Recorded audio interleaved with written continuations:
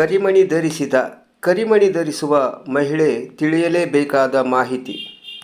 ಮಂಗಳಸೂತ್ರ ವಿವಾಹಿತ ಮಹಿಳೆಯ ಭಾಗ್ಯದ ಸಂಕೇತ. ವಿವಾಹಿತ ಮಹಿಳೆ ಕಡ್ಡಾಯವಾಗಿ ಧರಿಸಲೇಬೇಕೆನ್ನುವ ನಿಯಮ ಹಿಂದೂ ಧರ್ಮದಲ್ಲಿದೆ. ಮಂಗಳಸೂತ್ರ ಧರಿಸಿದಾಗ ಯಾವೆಲ್ಲ ನಿಯಮಗಳನ್ನು ಪಾಲಿಸಬೇಕು, ಯಾಕೆ ಮಂಗಳಸೂತ್ರವನ್ನು ಧರಿಸಬೇಕು, ಇವೆಲ್ಲ ತಿಳಿಯಲು ತಪ್ಪದೇ ಪೂರ್ಣ ವಿಡಿಯೋವನ್ನು ನೋಡಿ.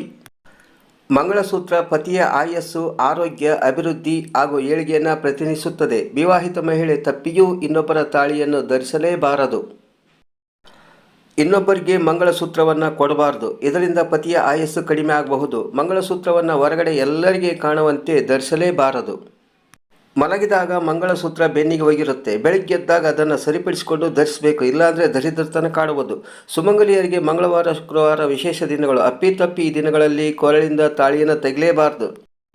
ಸ್ನಾನ ಮಾಡುವಾಗ ತಾಳಿ ಸರವನ್ನು ಕುತ್ತಿಗೆಯಿಂದ ತೆಗೆದಾದರೆ ಒಳ್ಳೆಯ ಸಮಯ ನೋಡಿ ತೆಗೆಯಬೇಕು.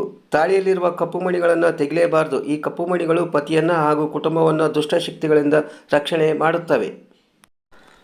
ತಾಳಿಯನ್ನು ಬದಲಾವಣೆ ಮಾಡೋ ಸಮಯದಲ್ಲಿ ಅರಿಶಿನ ದಾರಕ್ಕೆ ಒಂದು ತಾಳಿಯನ್ನು ಹಾಕಿ ನಂತರ ಬದಲಾಯಿಸಿ.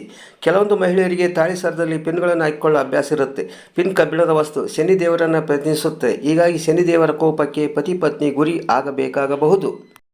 ಧನ್ಯವಾದಗಳು. ಈ ವಿಡಿಯೋ ಇಷ್ಟವಾಗಿದ್ದರೆ ಒಂದು ಲೈಕ್ ಕೊಡಿ. ಈ ವಿಡಿಯೋದಿಂದ ಹೊಸದೊಂದು ಏನಾದರೂ ತಿಳಿದಿದ್ದರೆ ಈಗಲೇ ಎಲ್ಲರಿಗೂ ಶೇರ್ ಮಾಡಲು ಮರೆಯದಿರಿ.